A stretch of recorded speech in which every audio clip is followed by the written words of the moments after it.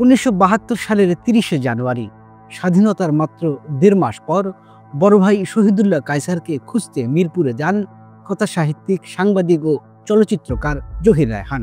তারপর রহস্যজনকভাবে অদৃশ্য হয়ে যান তিনি।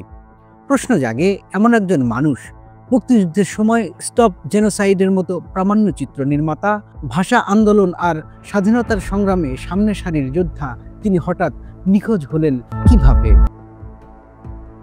দীর্ঘ 27 বছর ধরে বলা হয়েছিল জহির রায়হানকে রাজনৈতিক কারণে গুম করা হয়েছে, কিন্তু 1999 সালে মিরপুরে নুরি মসজিদের পেছনের বধ্যভূমি থেকে বেরিয়ে আসে এক নির্মম সত্য। প্রত্যক্ষদর্শী মুক্তিযোদ্ধা আমির হোসেন সেই মিথ ভেঙে দিয়ে এক জবানবন্দিতে জানান, বিহারি ও পাকিস্তানিদের অ্যাম্বুশে নিহত হয়েছিলেন জহির রায়হান। তবুও প্রশ্ন রয়ে যায়, কে তাকে সেদিন মিরপুরে ডেকে নিয়েছিলেন? ভাইকে খুঁজে পাবেন এই আশ্বাস কেই বা দিয়েছিল তাকে? জহির রায়হানের অন্তর্ধান আজও রহস্যে ঘেরা।